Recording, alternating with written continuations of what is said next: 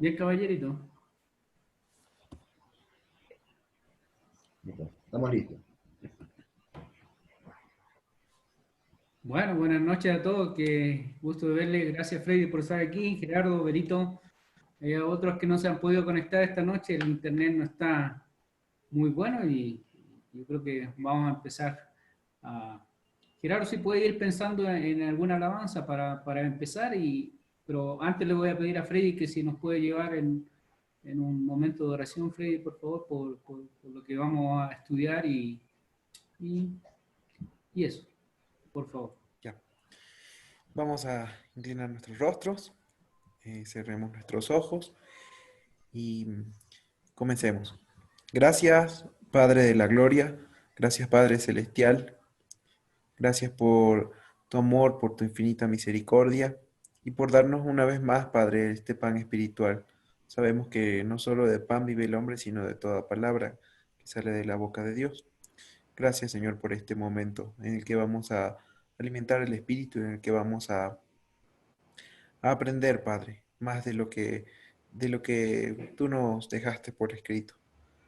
Eh, Bendice, Padre, a los hermanos que van a participar hoy y a los que por medio de ti, Padre, por medio de los hermanos van a compartir tu palabra, mi Dios. Que esta palabra, Señor, sea puesta en práctica y que no seamos oidores olvidadizos. Que sea todo para tu gloria y para tu honra. En el nombre de tu Hijo, nuestro Señor Jesús. Amén. Bien. Amén. Vamos a entonar una alabanza y de ahí le damos paso a nuestro hermano Eric para que nos comparta el estudio de esta noche. ¿Sí? El himno que vamos a entonar es Cuando andamos con Dios. ¿Sí? Entonemos. Cuando andamos con Dios, escuchando su voz, nuestra senda florida será. Si acatamos su ley, honraremos al Rey y con él reinaremos allá. Obedecer, cumplir nuestro deber. Si queréis ser felices, debéis obedecer. Cuando Cristo murió, nuestro llanto enjugó.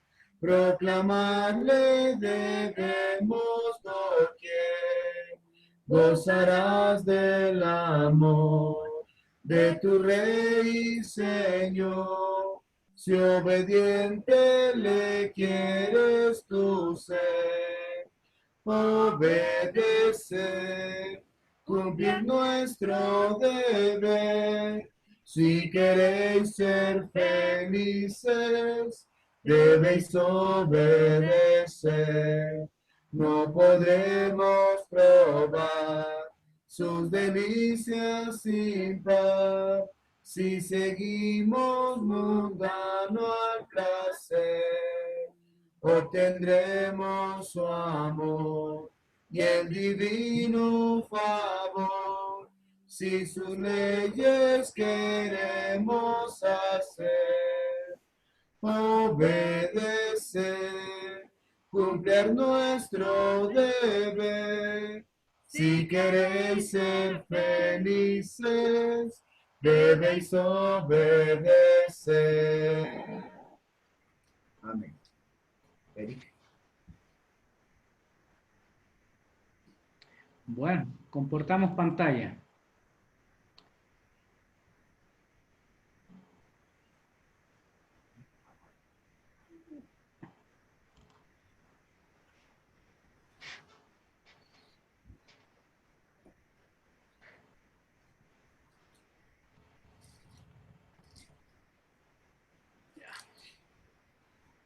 ¿Ahí se ve?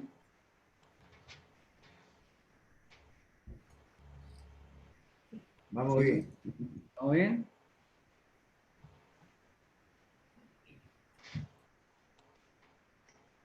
Ya. Ahí se ve.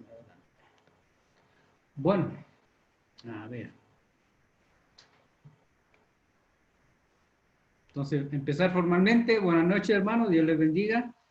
Vamos a continuar viendo la vida de Jesús, el Hijo de Dios. La semana pasada alcanzamos a ver algo del ministerio de Jesús en Judea y de algunas cosas que hizo. Y las clases anteriores hemos visto parte de la vida de Jesús. ¿Ya? Habíamos visto algunas cosas y vamos a seguir viendo ahora el ministerio temprano en Galilea. ¿Ya? Es posible que en estos viajes Jesús demoró alrededor, posiblemente unos 4 meses. En Lucas 4:14 nos dice Jesús volvió en el poder del Espíritu a Galilea. En Marcos 1:14 nos dice Jesús vino a Galilea predicando el Evangelio del reino de Dios. Entonces Jesús, después de sus tentaciones y después de algunas cosas, vuelve a Galilea. ¿Ya?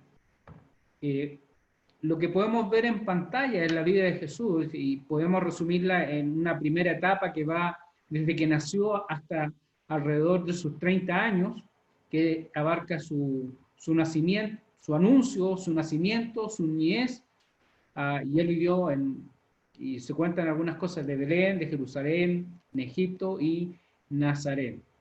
Después tenemos el tiempo en que él va a empezar su ministerio. Teníamos su bautismo, sus primeros discípulos, la boda de Canaán, y ahora en esta tercera etapa vamos a ver el ministerio temprano en Galilea, ¿ya? Que fue un viaje en Caná, Nazaret, Capernaum, y algunas otras partes. Si podemos leer Mateo 13, Mateo 13, 53, Mateo 13, 53 al 58. Mateo 13, versos 53 al 58. Nos dice así.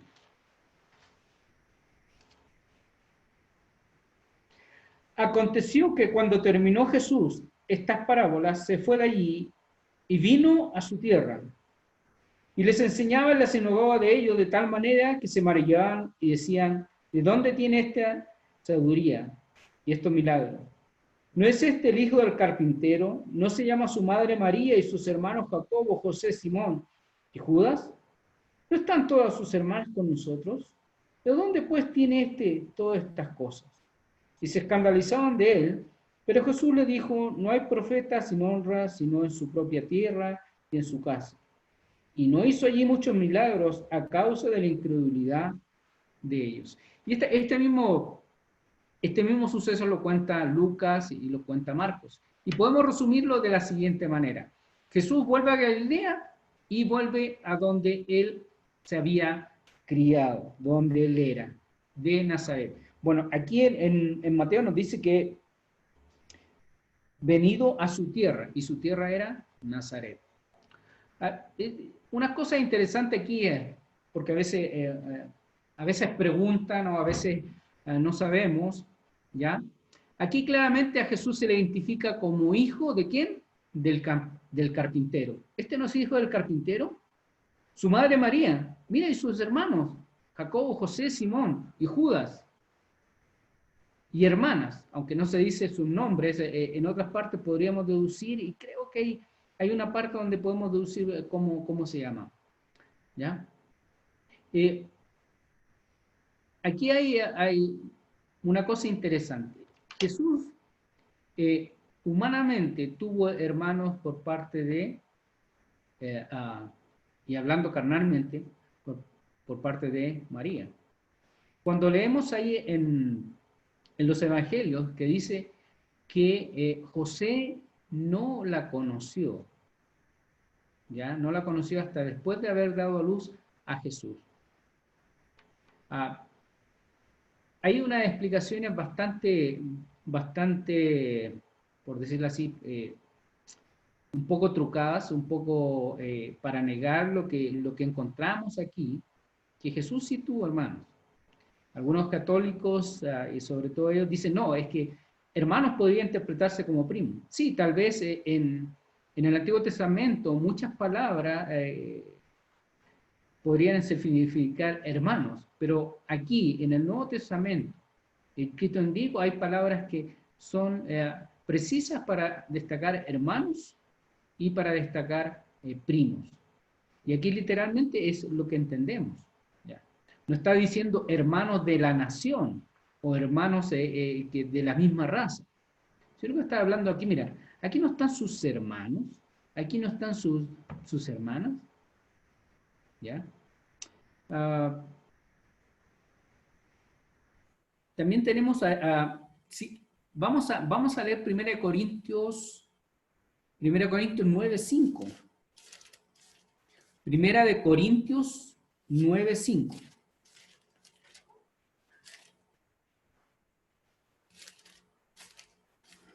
Que nos dice cuando Pablo visitó a los Gálatas, cuando visitó ahí, dice que él no vio a ninguno de los apóstoles, sino a una persona. Y lo nombra y nos dice lo siguiente. En Gálatas 1:19 nos dice, pero no vi a ningún otro de los apóstoles, sino a Jacobo y al hermano del Señor. A ver. Es Gálatas, perdón, dije 1 Corintios 9:5. Me salté a Gálatas 1:19, perdón.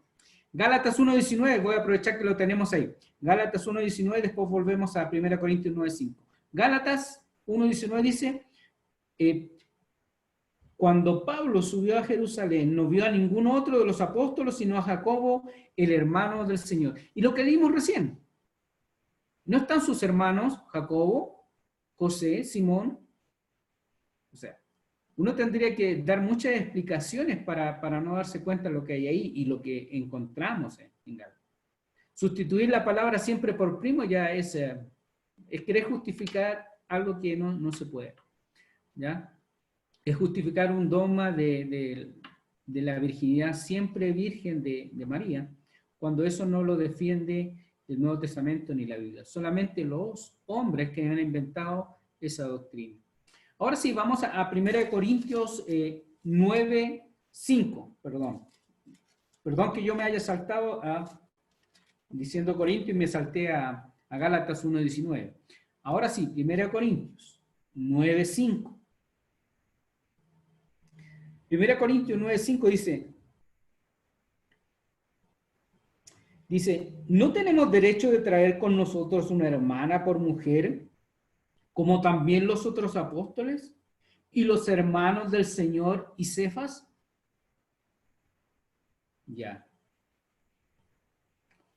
Entonces aquí vemos que Pablo está usando, mira, no tenemos derecho a hacer esto, no tenemos, mira, como los otros apóstoles y como los hermanos del Señor y Cefas, ya lo nombró, ya leímos ahí en Gálatas. Leímos aquí. ¿Ya? Tenemos ahí también en Judas 1:1, Judas dice que es hermano de Jacobo. Y en la lista que ustedes están viendo en la pantalla, tenemos a los hermanos varones de Jesús, Jacobo, José, Simón y Judas. ¿Ya? Hay para leer y seguir leyendo y viendo lo que dice el Nuevo Testamento, sin ningún sesgo, sin ninguna cosa preconcebida. Eso es lo que leemos y lo que comúnmente podemos interpretar. También aquí en cuando Jesús viene y lee del rollo en la sinagoga de Nazaret, hay unas cosas interesantes cuando leemos ahí en Lucas 4, 16 al 30. Cuando él le pasa el rollo y lo lee, hay cosas interesantes para observar ahí. Palabras clave que son interesantes ahí en Lucas. ¿Se acuerdan que habíamos dicho que Lucas, algunos lo decían, el evangelio de los pobres, de los oprimidos? Y cierto, usa esas palabras ahí y es el único que los usa. No lo usa ni Mateo ni Marcos. Lucas sí lo usa. Por ejemplo, dice, he venido a los pobres, sanar a los quebrantados de corazón, dar vista a los ciegos, dar libertad a los oprimidos. Y pone esas palabras. Ya énfasis a ese tipo de personas. Por eso, recuerden, cuando empezamos el estudio dijimos que Lucas, algunos lo llamaban el evangelio de los oprimidos o de los pobres. Bueno, si uno lee aquí perfectamente y está solamente aquí en Lucas, es por esa razón. Lucas está dando énfasis a eso. Bueno, y Jesús entra en la sinagoga y dice que se ha cumplido esto en la escritura, y todos sabemos y hemos hecho un refrán popular incluso, pero está en la Biblia, que no hay profeta sin honra, sino en su propia tierra y en su casa. O sea, nadie es profeta en su tierra, eso es lo que dice. ¿Ya? Nadie es profeta en su tierra, como decir, en su ciudad. Y Jesús, bueno, no le fue bien ahí en ese viaje. Vamos a seguir los pasos de Jesús en la vida de Jesús. Entonces, él llega a Galilea, va a Nazaret, pero no le va bien y se va de ahí. ¿Ya? Después tenemos en Marcos, vamos a ir a Marcos, capítulo 1. Marcos, capítulo 1, versos 14 al 20.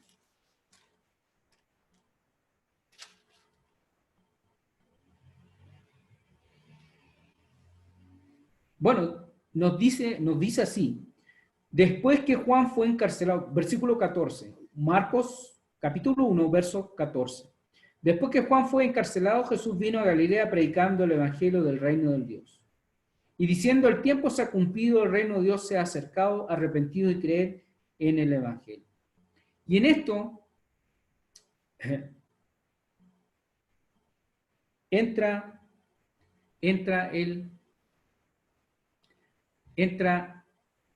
ahí a Cafarnaúm.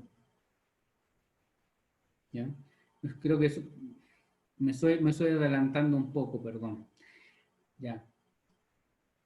Lo que quería hacer antes es decir, Jesús elige a sus 4 primeros discípulos. Ya habíamos hablado algo y también Gerardo había hablado algo en su sermón. Escoge a sus 4 primeros discípulos, estos pescadores, que los va a convertir en pescadores de hombres. ¿Cuáles son estos discípulos? Pedro y Andrés, que son hermanos, y más adelante, un poquito estaban cerca ahí, Jacobo y Juan. Y estos, Jacobo y Juan, eran llamados los hijos del trueno.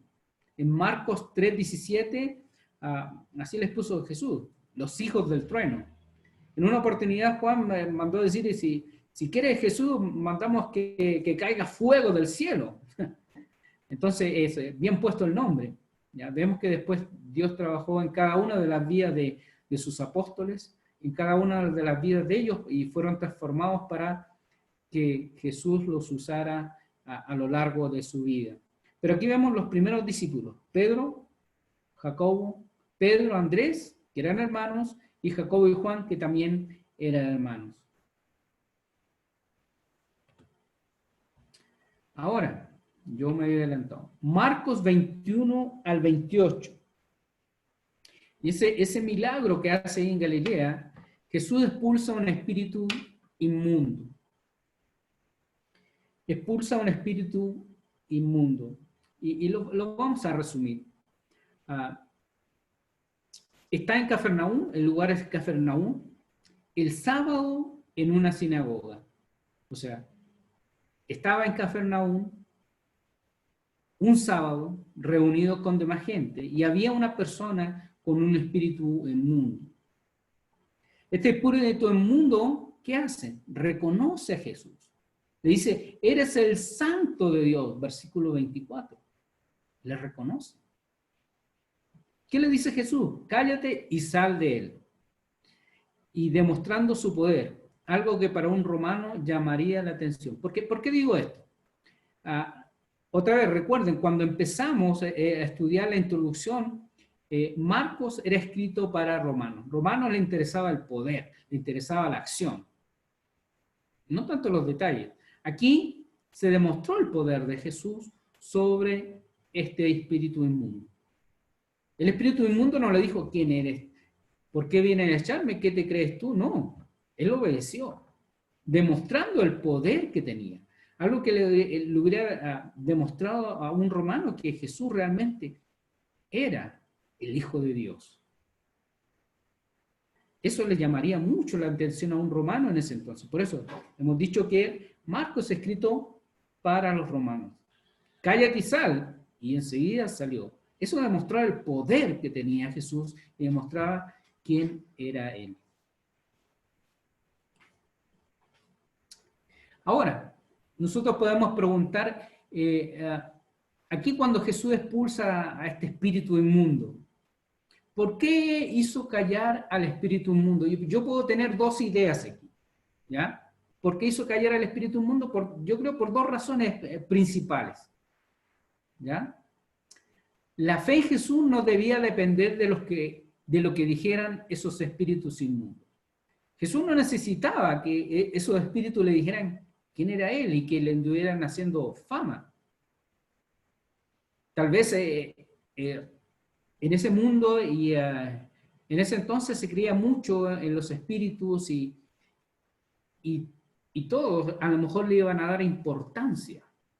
Me recuerdo cuando una mujer en los viajes de Pablo molestó tanto a Pablo una y otra vez, estos son hijos del Dios Altísimo, y que entonces Pablo hasta que se cansó y sacó el espíritu de adivinación, el espíritu de adivinación que tenía esta chica, y él hizo perder una ganancia a los que ganaban con ella. Y Pablo, yo estoy hablando mucho más adelante del ministerio de Jesús, Pablo, lo que relata ahí dice que tenía un espíritu pitonizo, o sea, un espíritu de adivinación. Pero no dejó, lo cansó tanto Pablo que le hizo callar. Aquí Jesús yo creo que no quería el apoyo, porque generalmente cuando alguien escucha esas cosas, alguien escucha todo ese mundo de demonios, generalmente va a ser engañado. La segunda razón, no quería tener relación con estos espíritus malignos y con el diablo que estaba detrás de estos espíritus. Ustedes van a poder leer, van a poder ver videos y muchas cosas raras en este mundo. Pero sabemos nosotros como cristianos que hay alguien detrás de todo eso. Y está el diablo, Satanás, ¿ya? El príncipe de este mundo, el hijo de mentira, que ha sido mentiroso desde el principio. Entonces, si una persona quiere involucrarse o quiere buscar estas cosas, va a terminar siendo engañado y llevado al infierno mismo. Por eso, no tenemos que aceptar, como el ejemplo que hizo nuestro Señor, no aceptar esas cosas, ni aunque vengan diciendo la verdad más evidente. Porque generalmente, como engañó la serpiente a Adán y Eva, así nos va a engañar si nosotros caemos en sus mentiras. Y no tenemos que tener relación con ninguna de esas cosas.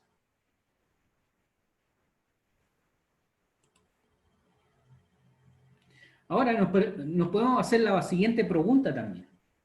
Estos espíritus inmundos, ¿por qué tenían este poder? ¿Por qué tenían este poder? Ahí lo que leímos en Marcos capítulo 1 del 21 al 28. ¿Por qué tenían poder estos espíritus inmundos? Bueno, lo que yo puedo decir que al parecer el diablo y sus demonios tuvieron ciertos poderes antes de la venida del Señor Jesús. Pero ya no los tendrían más. Vamos a buscar Mateo 12:29. Mateo 12:29.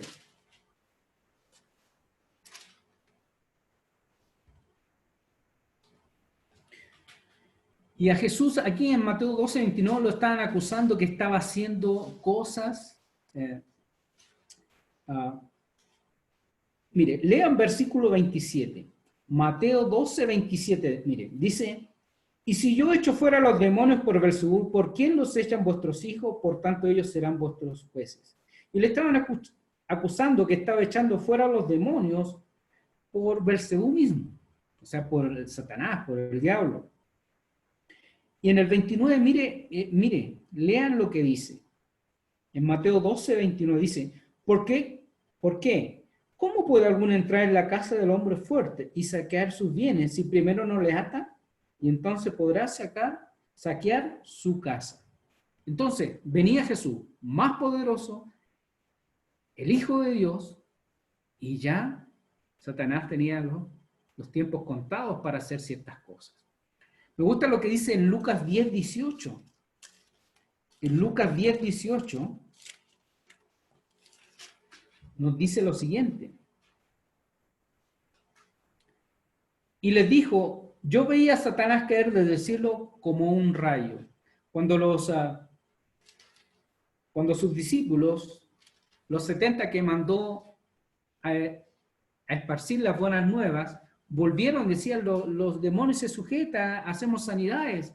Y Jesús les termina diciendo que él veía a Satanás caer del cielo como un rayo.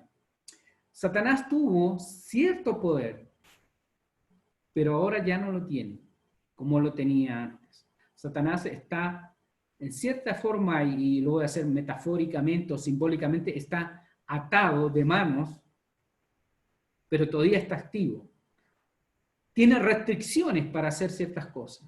Y una de las cosas es que ya estos espíritus inmundos o demonios no pueden poseer a las personas. Está claro que después del tiempo de los apóstoles no hubo más posesiones de estos espíritus, ¿ya? No hubo de estas posesiones. Terminó ese tiempo. Jesús vino a darnos cosas nuevas, a darnos esperanza, a darnos muchas cosas. La salvación, el perdón. Aunque Satanás sigue influenciando este mundo y las mentes de las personas, de los hombres. Me quería recordar Proverbios 6:28 y habla sobre el adulterio. Pero una de las palabras ahí que podemos usar y para poder pensar un poco, yo sé que está hablando Proverbios 6:28 sobre el adulterio, pero dice, el que juega con fuego no se va a quemar, el que pone fuego en su falda no se va a quemar. Claro. Y otra vez le digo, el que quiere escuchar todas esas cosas, ya sea de tarot, ya sea de brujos, de adivinos o otra cosa, está jugando con fuego en sus faldas y se va a quemar. Por eso no tenemos que poner la confianza en esas cosas o creerle a esas cosas, porque esas cosas son engañosas. Pueden tener cierta clase de verdad, pueden traernos ciertas cosas, pero son engañosas. No tenemos que creerlas. Aunque Satanás ya no tiene el poder para hacer lo que decían antes, tiene la capacidad para enseñar, para engañarnos. Satanás ahora ya no tiene el poder para que demonios, espíritus de su mundo vivan dentro de una persona. Pueden haber enfermedades o cosas que no tenemos explicación porque no las entendemos, y hay muchas enfermedades mentales, ¿ya? Algunos quieren hacer creer que son posesiones demoníacas. Pero nosotros, como hijos de Dios, tenemos que aferrarnos a Jesús y que Él nos proteja y nos ayude. Bueno, tenemos también en este ministerio temprano en Galilea varias sanidades, y yo las voy a nombrar solamente. Y después, cuando terminemos estas diapositivas, podemos a comentar algunas cosas. Yo sé que alguien va a comentar sobre la suegra de Pedro, ¿ya? Sanó a la suegra de Pedro, sanó enfermos y endemoniados, sanó al leproso, paralítico, la mano seca, hizo varias sanidades. Y ahí Jesús, mientras tanto, en Lucas 4:37, Lucas 5:15, dice que su fama se difundía por todos los lugares y los contornos. O sea, mientras más sanidades hacía, Jesús se iba haciendo más conocido, más crecía su fama. Una de las características de Jesús en este tiempo, que él se iba a orar siempre a solas. Vamos ahí, si todavía estamos en Lucas, vamos a ir a Lucas 4:42. Lucas 4:42,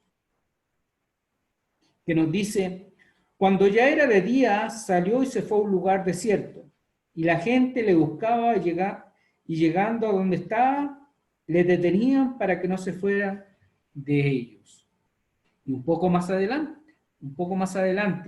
en 5:16 nos dice, bueno, 5:15 y 16, Lucas 5, versos 15 y 16.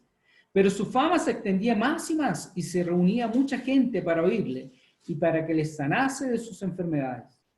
Mas él se apartaba a lugares desiertos y oraba. También tenemos en 6:12. En Lucas 6:12 nos dice: y en aquellos días él fue al monte a orar y pasó la noche orando a Dios. Bueno, una de las características de Jesús en este tiempo, que él se apartaba. Crecía su fama, pero él necesitaba tener comunión con su Padre Celestial. También predicaba en las sinagogas, no, y esto le provocó la oposición.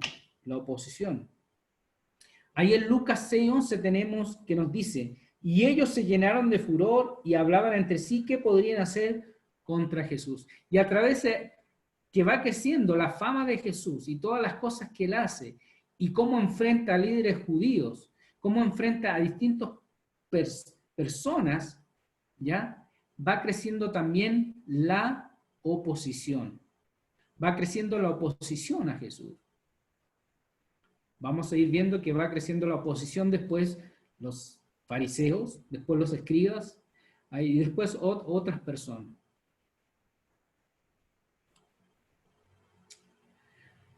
Ahora llegamos, en ese mismo tiempo, en el ministerio temprano en Galilea, elige a los 12 apóstoles. Ya hemos estudiado otras veces qué es lo que significa un apóstol. ¿Qué es lo que significa la palabra apóstol? Apóstol, del griego apóstolos, que literalmente quiere decir uno enviado, uno que es enviado, ¿ya? Y esto en forma especial eran los apóstoles del Señor. Recuerden, Él los eligió y Él los mandó. Mira, veamos Lucas 6:12 en adelante. Lucas 6:12 en adelante. Dice: en aquellos días él fue al monte a orar y pasó la noche orando a Dios. Y cuando era de día llamó a sus discípulos y escogió a 12 de ellos, a los cuales también llamó apóstoles. Había más discípulos, pero él escogió a 12 especiales para él, que les llamó apóstoles, los enviados. Eran los enviados de Jesús. También nosotros tenemos, sabemos que más adelante, en Hechos capítulo 1, verso 12 al 26, eligieron a otro apóstol para reemplazar al traidor, que era Judas. Y eligieron a Matías. Y una de las cosas que tenía que tener este nuevo reemplazante de Judas, el traidor, era uno que vivió con el Señor desde el bautismo de Juan hasta la ascensión del Señor. Y había estado junto con ellos todo el tiempo, y ahí fue que eligieron en reemplazo de Judas. Eligieron a Matías en reemplazo de Judas. Ahora, y todos estamos pensando, hermano, te falta otro apóstol, ya lo voy a nombrar, el apóstol Pablo. Aunque Pablo se considera el más pequeño de todos los apóstoles, pero no diferente a los demás apóstoles. Era un apóstol del Señor. Y no fue originalmente elegido en el ministerio de Jesús, sino después, cuando el Señor se le apareció camino a Damasco, ahí en Hechos capítulo 9. Él era un apóstol del Señor también. Pero aquí estamos, volvamos a la vida de Jesús. Jesús todavía está en Galilea. Ya elige a sus 12 apóstoles, ¿ya? Y sigue su ministerio. Después de elegir a sus 12 apóstoles, va y encontramos ya el Sermón del Monte. Ya ha elegido sus 12 apóstoles, va y le siguen personas, le siguen sus discípulos, ¿ya? Sus apóstoles. Y aquí tenemos en Mateo capítulo 5 y al capítulo 7, y Lucas capítulo 6, versos 17 al 49, tenemos el Sermón del Monte. En el Sermón del Monte tenemos también las bienaventuranzas. Aquí el Sermón del Monte se nos llama a ser diferente. Mira, el reino se ha acercado, el reino ya está. Arrepiéntanse. Aquí el Sermón del Monte se nos llama a ser diferentes. Aquí en el Sermón del Monte podemos decir que nos encontramos con las cualidades que las personas que están en el reino, ¿ya?, deben tener. O de cómo debería ser un súbdito del reino de Dios. ¿Cómo debería ser un súbdito del reino de Dios? Ahí está, en el Sermón del Monte. Encontramos muchas cosas. Humildad, pobre en espíritu, perdonador, que sepa orar. Y podemos hacer una comparación aquí en el Sermón del Monte. Por ejemplo, Jesús dice, bienaventurado el pobre en espíritu. El mundo dice, bienaventurados los ricos. Jesús dice, bienaventurados los que lloran. El mundo dice, los que siempre ríen. Jesús dice, bienaventurados los mansos. Pero el mundo dice, los fuertes y salvajes. Jesús dice, bienaventurados los que tienen hambre y sed. El mundo dice, bienaventurados son los que tienen de todo. Jesús dice, bienaventurados los misericordiosos. El mundo dice, los que toman venganza. Jesús dice, bienaventurados los de limpio corazón. El mundo dice, ser puro no importa. Jesús dice, bienaventurados los pacificadores. El mundo dice, bienaventurados los violentos. Jesús dice, bienaventurados los que son perseguidos por mi causa. No. El mundo dice, bienaventurados los que dominan. Y así valores que nos vamos a encontrar, los que nos muestran los súbditos del reino, tienen que tener valores diferentes a los del mundo. Y vamos a tener ese choque. Vamos a tener ese encontrarnos con que Jesús nos desafía a ser diferentes. Volvamos aquí al ministerio temprano en Galilea. Estamos en el Sermón del Monte, diciendo algunas pequeñas cosas sobre el Sermón del Monte que nos llama a ser diferentes. Ahora, recuerden, Jesús está creciendo su fama, ya empezó llamando a 4 discípulos, a Andrés y Pedro, a Juan y su hermano, y ahora tiene 12 apóstoles, 12 personas especiales que van a vivir con él todo este tiempo. Y van a ser los enviados especiales de él. Jesús sigue creciendo su fama, pero con la fama, y no en el mal sentido, que está siendo reconocido por lo que está haciendo la voluntad de Dios, pero también va a haber oposición de los líderes, de los religiosos y de algunos otros. Jesús estaba dispuesto a pagar el precio y llevarlo hasta donde su Padre quería que él llegara, hasta la cruz. Hermanos, yo quería compartir esta clase esta noche. Si hay alguna duda o pregunta, después de terminar esa clase, vamos a abrir un poco a las preguntas o consultas y podemos conversarlo con los hermanos. Que Dios me los bendiga, gracias por su atención y espero que puedan tener una vida bendecida con Jesús. Recuerden, siempre Jesús está con nosotros, nunca nos abandona, pero no nos llama a ser diferentes. Si hoy Jesús podría decirte una palabra, ven, te voy a hacer pescador de hombres. Me gusta esa palabra.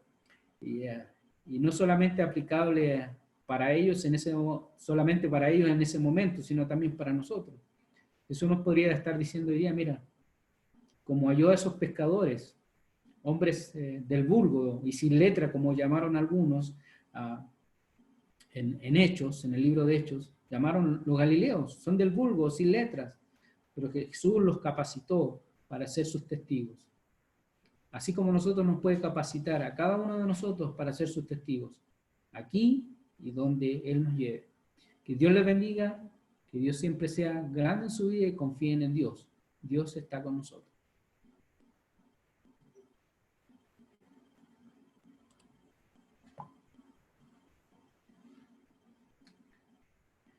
Pregúntame. Yo sé que yo estaba haciendo el audio por eso también estaba corriendo. Quería terminar más o menos lo que teníamos programado. Vamos a ir a ver, vamos a tratar de llevar como un esquema diciendo, mira, este fue a Galilea, casi todo el ministerio más puso en Galilea y algunas otras partes en otros tiempos. Pero cualquier pregunta, a Gerardo o a Jimmy. No, sí. Hermanito Eri, tenía una pregunta que no le entendí muy bien o no le escuché muy bien, que dice, ¿por qué los hizo callar a los espíritus malos? No le entendí esa parte que dijo, ¿por qué los hacía callar? Porque no quería tener el respaldo de ellos, porque generalmente en la antigüedad, cuando oían hablar algún tipo de persona, adivinación o personas que estaban así con ese espíritu, les creía a la gente. Y Jesús yo creo que no quería tener ese tipo de respaldo de ellos. Y no lo necesitaba tampoco. Porque lo que estaba tratando de explicar, mira, generalmente la gente escucha esas cosas raras y las cree, mira, he escuchado tantas cosas en mi vida, mira que nació una bebé con cara de y cuando le sacaron habló, y así, lo más asombroso, y a veces dicen, no, que el brujo tanto dijo tanto en la radio, tal cosa, y que va a suceder. Yo creo que hay que hacer como Jesús, no darle importancia a esa cosa, a esas personas, o que traen cosas raras, no dejarlo. Porque si les damos aprobación, estaríamos diciendo, estamos de acuerdo con eso. Eso es lo que yo pienso que quiso hacer Jesús, no darle, porque en todas las veces los calla, no los deja. No los deja hablar. Ya me toca. Sí, no le he entendido y ahora ya le entendí. Gracias. Yo también tengo una pregunta por allí, bueno, dos. Una, con respecto a que ahí aparece que Jesucristo tenía la autoridad de mandarlos a callar y a que se dieran y le obedecían, ¿no? Uh-huh. En Lucas, cuando están tentados en el desierto, en la segunda tentación, Jesús le dice, vete, Satanás. Pero, sin embargo, Satanás lo tienta por tercera vez, según la versión de Lucas. Como que no, simplemente, en la segunda como que no le hizo caso. Mientras que en Mateo aparece diciendo, vete, Satanás, pero en la tercera. Entonces, allí no me queda muy claro esa parte. O sea, porque en la parte de Lucas pareciera como que si el diablo no le hizo caso a Jesús en la segunda tentación. Uh-huh. Bueno, yo lo veo así. Son dos relatos contados por diferentes personas y que lo van a contar diferente. No lo va a contar igual. ¿Ya? Le va a poner énfasis en lo que más en lo que él vio y él está escribiendo con todo su, puedo decir, con toda su característica humana, está escribiendo lo que recordó. Esto no es una inspiración, dijo, Mateo, tú escribes esto, para que cuando escriba Lucas sean lo igual. No, a veces tienen distintos detalles y se complementan, así lo veo yo, ¿ya? Y no tiene que necesariamente ser igual. Algunos a veces da más detalles y otros no. Por ejemplo, Lucas, lo que hizo cuando tú vas a, por ejemplo, a Lucas capítulo 1, mirad, si tienes ahí la Biblia, ya, capítulo 1, ya, verso 1 en adelante. Y Lucas investigó, o sea, ¿ya? No fue, por ejemplo, no fue como Mateo, no fue como Juan, que estuvieron ahí, vieron, entonces pudieron verla de otra forma. Pero en cambio, Lucas es también importante porque él recopiló, y Dios lo ayudó, lo inspiró para poder hacer esa recopilación. Mira, dice, puesto que ya muchos han tratado de poner en orden la historia de las cosas que entre nosotros han sido certísimas, tal como nos las enseñaron los que desde el principio lo vieron con sus ojos y fueron ministros de la palabra.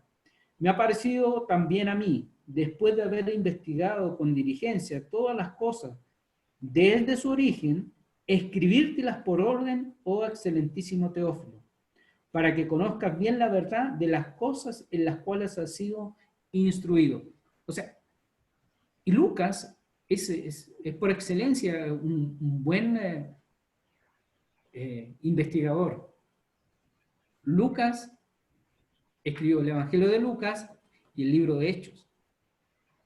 Y en el libro de Hechos, cuando él escribe, se ve que él también algunas veces acompañó en los viajes a Pablo.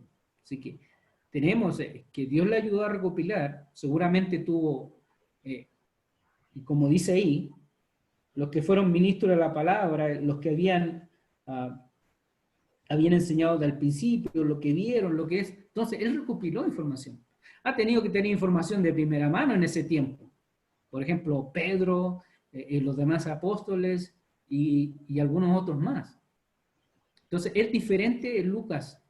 Cuenta a veces detalles que no cuentan los otros. Pero no quiere decir que sean diferentes, sino lo están contando de diferente ángulo. Sí, y justo Lucas es el que habla que en la segunda tentación Jesús dice, vete, pero no, o sea, sigue ahí el diablo y lo tienta por tercera vez. Por eso fue lo que me llamó la atención justo cuando habló de que el diablo, el demonio de espíritu inmundo, perdón, el espíritu inmundo lo obedeció de inmediato. Me acordé de este Lucas. Sí, yo por ejemplo lo veo así. Pero Gerardo, habla usted.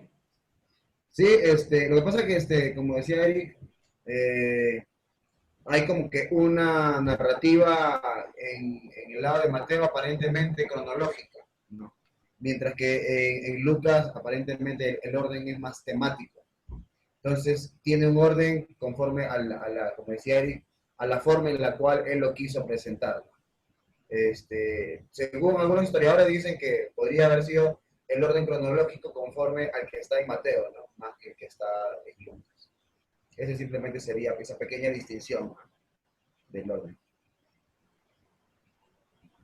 Y aquí en esta cosa tengo una pregunta. ¿Será, como dice el hermano Freddy, decía que cuando Satanás tentó a Jesús y Jesús le dijo, cállate, Satanás no se cayó? Pero acá él los callaba, decía, ¿no? En Lucas. ¿Será también, eso pregunto, está bien o mal esto, será porque Satanás en este caso era directamente Satanás? Y por eso, qué sé yo, tal vez Satanás no le hizo caso, qué sé yo. Y también en Lucas está hablando de espíritus malignos. Podríamos decir que son siervos de Satanás. ¿Por eso será que los callaba? Eso pregunto. Bueno, Dios, cuando a veces tenemos figuras y fotos en internet de donde sale Satanás y Jesús como haciendo fuerza y todo, eso no existe. Dios es Dios y Jesús era Jesús, es Dios y es mucho más poderoso que Satanás. Jesús tenía que pasar esas tentaciones. Tenía que ser así y Dios lo permitió eso. Y Jesús lo derrotó a Satanás esa vez y después va a derrotar definitivamente en la cruz muriendo por el pecado de todos nosotros. Una de las cosas que estudiando el libro de Apocalipsis, encontramos que en un momento dice que Dios manda un ángel y este ángel ata a Satanás. ¿Qué nos puede decir eso? Que Dios no necesitó tantas cosas. Mira, un ángel de él es más poderoso para poder atar a Satanás. Él no es más poderoso que Dios. Eso que hay que tenerlo, pero sumamente claro. Esto no es una lucha de que el bien y el mal y hacen un contrapeso, no. Dios es poderoso, es todopoderoso. Satanás es un ser creado, criatura, que cayó del cielo, que perdió el lugar donde estaba. ¿Ya? Como dice Berito, Dios permitió que fuera tentado. Dios permitió que él tuviera esas tentaciones. Pero Satanás nunca lo venció y no lo va a vencer. Esa es una de las cosas que enfatiza, por ejemplo, el libro de Apocalipsis. Aunque el mal parece que sobrepasa, aunque el mal parece que está mucho más, es mucho más poderoso que los cristianos, ¿saben qué? Dios va a triunfar. Y los que están con él, juntamente con él, también van a triunfar. Recuerden eso, mira, si Dios solamente necesitó un ángel para atar a Satanás, Satanás no es tan fuerte como José, pero es astuto. Y el dicho popular dice, más sabe el diablo por viejo que por diablo. Y sí, es cierta verdad, mira, ¿cuántos años tiene Satanás? No sé, pero seguramente es más astuto que nosotros. Pero por eso nosotros no tenemos que dejarnos engañar por él, ni dejarle ningún huequito, ninguna cabida. Eso es lo que pienso yo. Ujú. Sí. Ya, chévere. La otra pregunta que tenía era con respecto a un versículo que leyó en Corintios 9:5, cuando decía, no tenemos derecho de traer con nosotros una hermana por mujer como también los otros apóstoles Ujú. y los hermanos del Señor y Cefas. Ujú. Eh, Ahí, claro, se menciona como Pablo como un apóstol. Ujú. Pero me llamó la atención justo el versículo siguiente, que dice, o solo yo y Bernabé no tenemos derecho a no trabajar. ¿Por qué mencionó a Bernabé? ¿Acaso Bernabé lo está tomando? Porque en el contexto que está hablando me da la impresión de que está hablando como desde el 9:1, no soy yo apóstol, no soy libre, Ujú. Ya, como que si Bernabé fuera un apóstol. mira, No sé vamos por a, esa parte. vamos a Hechos. Sí. Eso, la palabra apóstol, por eso enfaticé yo, apóstoles del Señor. Si yo digo Freddy, pero yo digo Freddy de Cristo es diferente.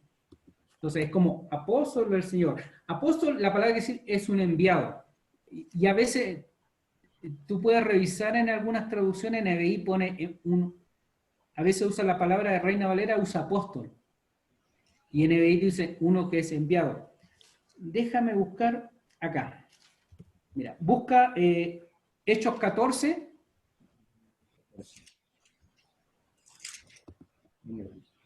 Hechos 14, 12.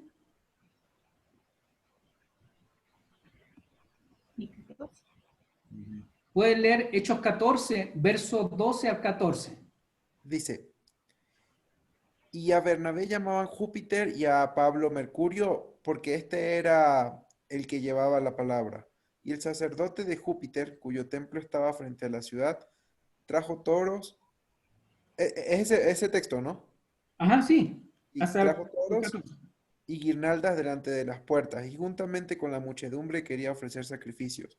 Cuando lo oyeron los apóstoles Bernabé y Pablo, rasgaron sus ropas y se lanzaron entre la multitud dando voces. Ya, ahora vaya a estar más confundido. Y está bien lo que pensaste tú cuando me dijiste del capítulo, pero la acepción de esta palabra es, la han traducido así, y bien puede traducir uno que es enviado. ¿De dónde habían salido Pablo y Bernabé en su primer viaje misionero? No sé. Ya, habían salido encomendados por el Espíritu Santo y con la imposición de manos de los apóstoles, habían salido comisionados desde una iglesia de Antioquía. Habían salido desde ahí y ellos habían sido enviados. Y por eso se usa esta palabra aquí, los apóstoles, los enviados, porque están ahí cuando estamos leyendo aquí capítulo 14 del primer viaje misionero. Habían salido enviados por esa iglesia y comisionados también por el Espíritu Santo, que había dicho, mándele a Pablo y Bernabé. Entonces, la acepción es uno que es enviado, y en este caso eran enviados de la iglesia con esa misión. Porque ahí estaba tratando porque esto la otra vez lo tocamos en una clase, pero creo que tú no estabas. Entonces, esa es la otra sección. Distinto es decir apóstol del Señor, que es distinto. Enviado del Señor, o apóstol del Señor. Pero la palabra apóstol también tiene esa... Déjame buscar en mi concordancia porque ahorita no me acuerdo. ¿Dónde había otro pasaje para indicarte? Yo uso mucho la concordancia porque a veces no me acuerdo del pasaje, pero la concordancia, siempre es bueno tener una Biblia con concordancia. Porque me acuerdo de la palabra y la busco.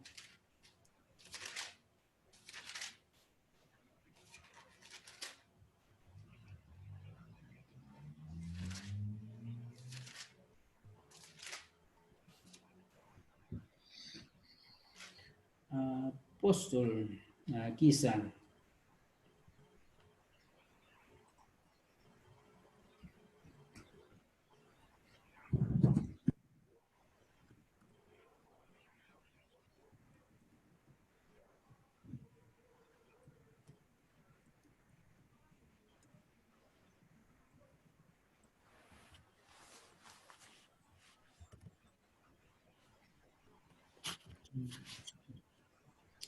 ¿Te acuerdas en Hebreos 3:1 que decía, considerad al apóstol y sumo sacerdote, hablando de Jesús, y ahí a Jesús le pone apóstol, pero él no es apóstol, pero la idea es uno que es enviado, él fue enviado por su padre a hacer la voluntad de él.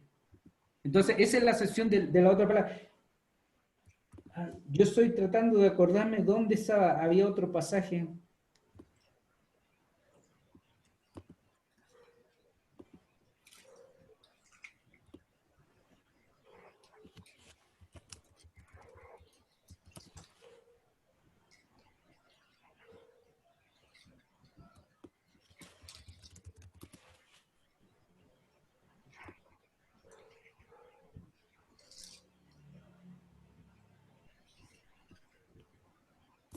Bueno, había otro pasaje donde indicaba que a alguien lo llaman como apóstol. A Jacobo también, por ejemplo, en Gálatas que leíste, Gálatas 1:19. Ahí habla dice, pero no había ningún otro de los apóstoles sino Jacobo. Dice, a ningún otro de los apóstoles sino Jacobo, es como que le da ese mismo nivel, ¿no? Pero no habla de apóstol de Jesucristo. O sea, yo tenía algo por aquí.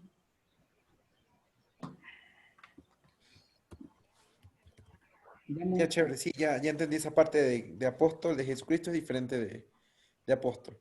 Claro, en este caso, cualquiera que fue enviado, dentro de la palabra original en griego, era apostelos, porque esa es la palabra para enviado. Sino que a veces se utiliza como un título, por decirlo de alguna manera, y a veces simplemente como un verbo, ¿no? O sea, como alguien que fue enviado, ¿cierto? De enviar. Lo que pasa, apóstoles del Señor ya no hay, son irrepetibles, fueron únicos. ¿Ya? y ya no hay. Algunos, por ejemplo, los santos de los últimos días aplican que tienen los 12 apóstoles y si ponen algunos hombres. Tenemos supuestamente ministerios que dicen el apóstol no sé cuánto, no hay. Ya, chévere, gracias hermanos. Esas eran las dos consultas que tenía. Es que estaba buscando...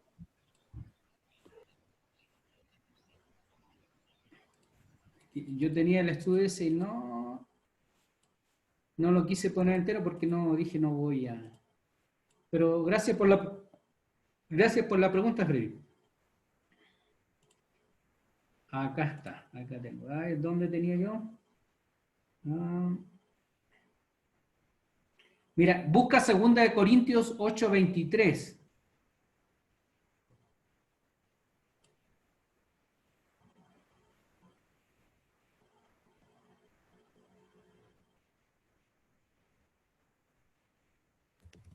Dice, en cuanto a Tito, es mi compañero y colaborador para con vosotros, y en cuanto a nuestros hermanos, son mensajeros de la iglesia y gloria de Dios, de Cristo. ¿Cuál versión estás leyendo? Reina Valera 1960. Ya. Ahí la palabra enviados bueno, a ver, tú le dices, bueno, yo tengo una anotación aquí de la NBI, pero enviados es la palabra también apóstol. Son apóstoles de la iglesia, enviados de las iglesias. Y ese sentido también le da. En Filipenses 2:25.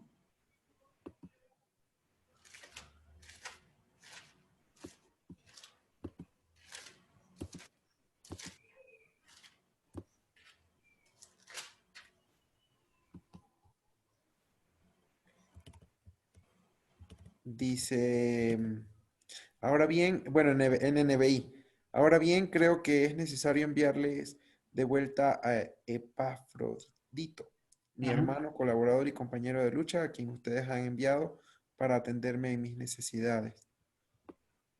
Ya era mensajero de las iglesias. Y dice que es mensajero. Ya.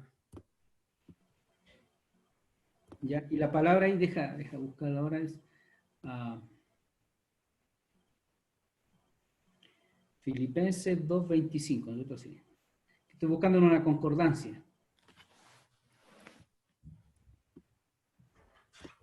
Mensajero, y la palabra ahí es apostolos.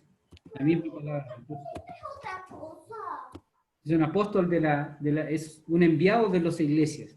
Y ese es el otro sentido, ¿ya? Que se le da.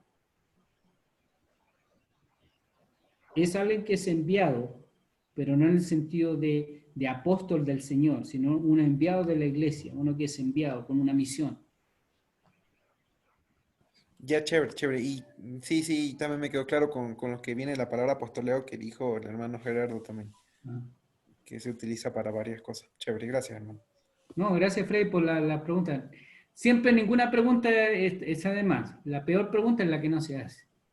Claro. Y ese mismo inconveniente surge también cuando se menciona la palabra diácono, por ejemplo, también, ¿no? Lo mismo. Porque diáconos es una cosa cuando la palabra de Dios ya habla de un cargo, por decirlo de alguna manera, un cargo formal dentro de la iglesia, así como el oficio de anciano, también hay el de diácono, ¿no? También en la palabra de Dios hay muchos casos en los cuales se utiliza esa palabra del original griego, cuando se habla simplemente de un servidor, de un sirviente, de alguien que está sirviendo.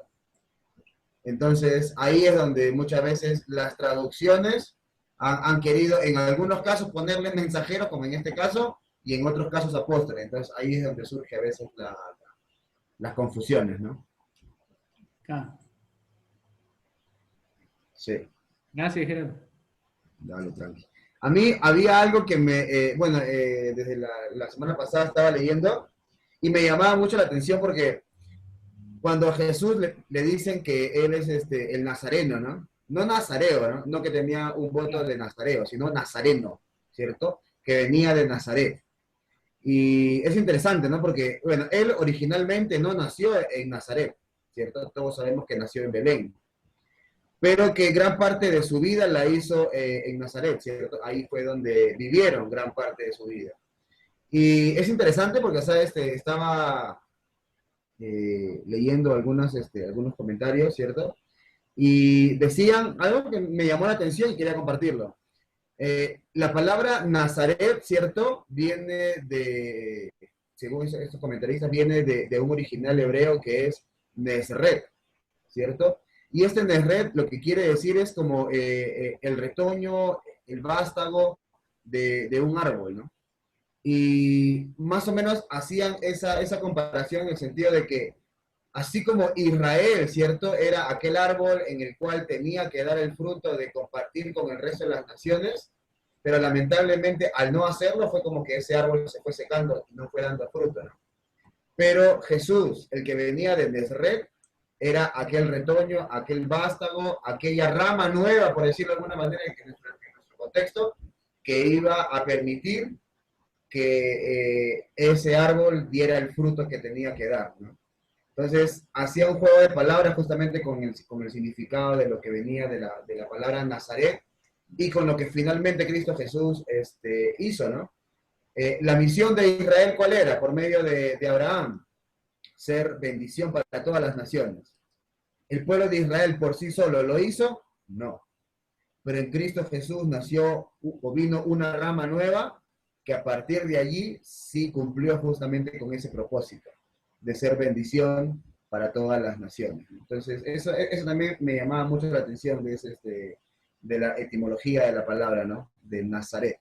Y por eso es interesante cuando Jesús lo llaman el Nazareno, ¿no? Porque cumple justamente con esa función, ¿no? Con esa cosa. Me llamaba la atención ese aspecto también. No, gracias, Gerardo. Alex, ¿tiene alguna pregunta, Alex? Se ha conectado un hermano, Jimmy Álvarez. De repente, te escuchamos, Chisa.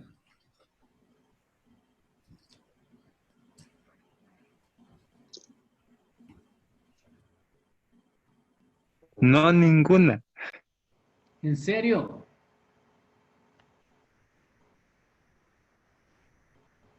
Sí. Bueno, chis. Jimmy. Sí, aquí estamos. Sino que tuve que sacar el audio y el video para que no se vaya al internet, como que el video mismo lo hacía más pesado y se desconectaba.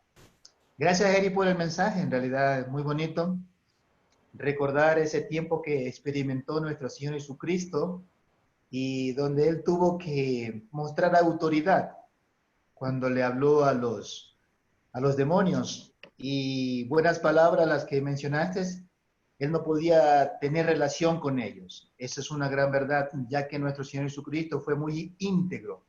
Esa es una de las palabras que Él mostró en todo su ministerio, hasta cuando llegó a la cruz, hasta cuando resucitó y estuvo con los apóstoles antes de ascender al cielo. Fue una persona muy íntegra. Y ya entrando al Sermón del Monte, en realidad son 4 bienaventuranzas que relaciona al ser humano con el ser humano y 4 bienaventuranzas que le permiten al hombre relacionarse con Dios y sobrellevarla de una manera. Y bueno, y compararla como lo hiciste, lo que piensa el mundo, en realidad tiene mucho que ver esa relación, ya que el mundo mira de una manera diferente las cosas y nuestro Señor Jesucristo nos vino a demostrar un área en nuestras vidas o cómo ver el mundo espiritual o nuestras vidas sociales de una manera distinta. Y justamente empezando el Sermón del Monte se desglosan tantas verdades y principios que nos hacen meditar cómo poder sobrellevar nuestras vidas espirituales, ya que ese es el principio de un cristiano, el Sermón del Monte. Si podemos analizar cada tema que él trató, nos da a cada uno de los seres humanos. En algo tenemos que crecer. Y justamente esas partes que trataste son muy interesantes. Yo sé que más después los otros capítulos van a ir ampliando el panorama del ministerio de él aquí en la tierra y cómo lo fue conllevando.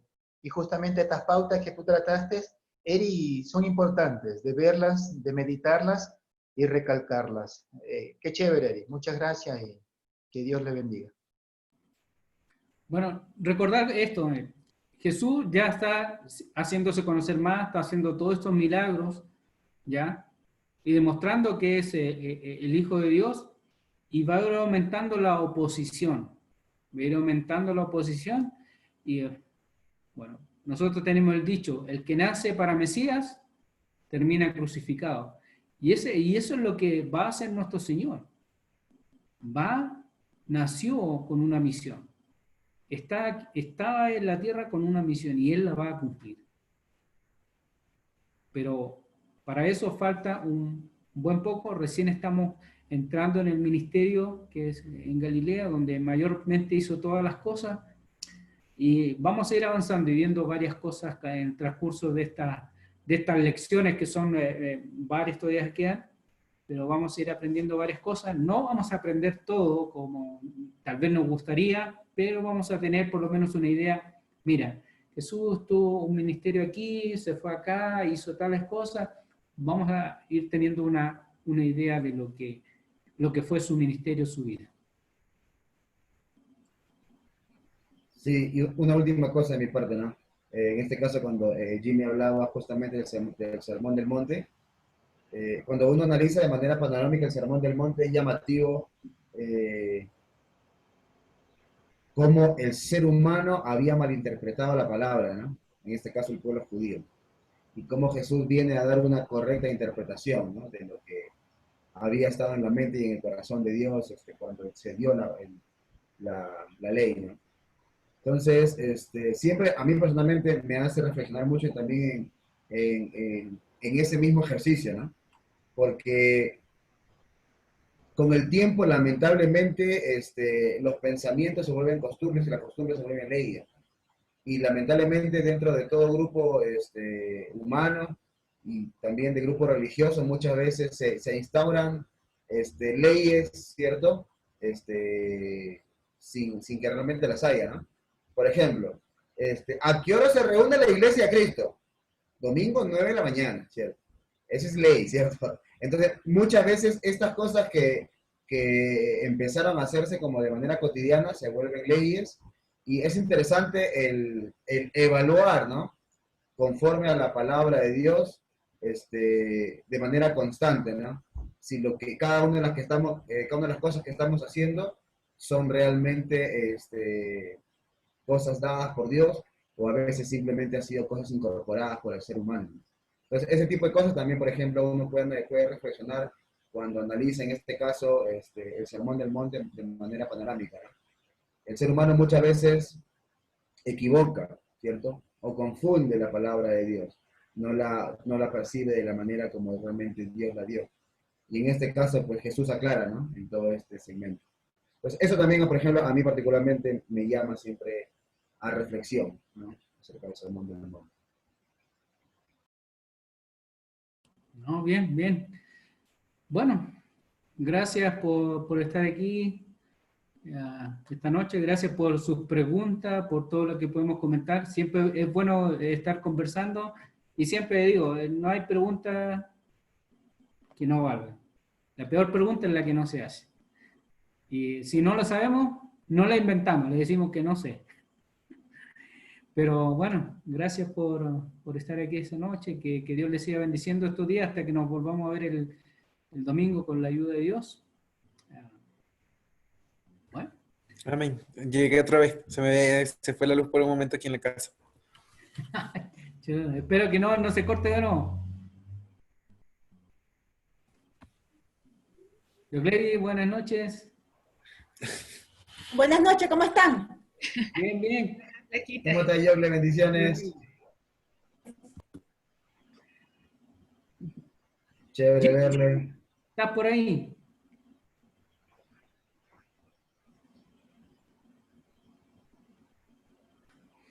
Señora Alexiza, ¿está por ahí?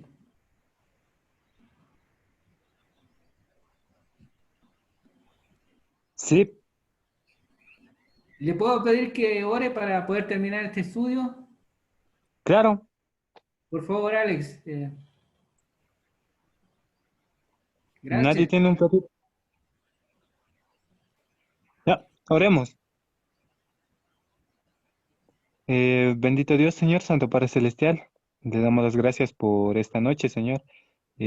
Gracias por habernos permitido tener este tiempo tan maravilloso en el cual aprendimos de su palabra, Señor, en el cual hicimos una retrospectiva a través de la historia y vimos cuánto poder usted tenía, Señor, para así poner en su lugar, por así decirlo, al, al demonio. Señor, aprendimos mucho acerca de lo que usted hizo a lo largo de su vida, Señor, tanto en los apóstoles, tanto en un sinnúmero de personas, Señor, y ya, y que ellos eh, fueron los que hicieron su fama, por así decirlo, y hicieron que lo conozca, y hicieron que más personas sepan acerca de usted. Señor, le agradecemos por este alimento espiritual que nos dio esta noche. Señor, que el alimento espiritual que nos dio sea usted cambiándonos tanto nuestra mente como nuestro corazón. Y así, Señor, nuestra manera de actuar vaya siendo conforme a lo que usted quiere. Señor, pedimos por todos y cada uno de los hermanos que se encuentran en sus hogares, que sea usted bendiciéndolos, eh, bendiga a sus familias, bendiga a todos y cada uno de ellos y Señor, todo esto se lo pedimos en el nombre santo de Jesucristo. Amén. Amén.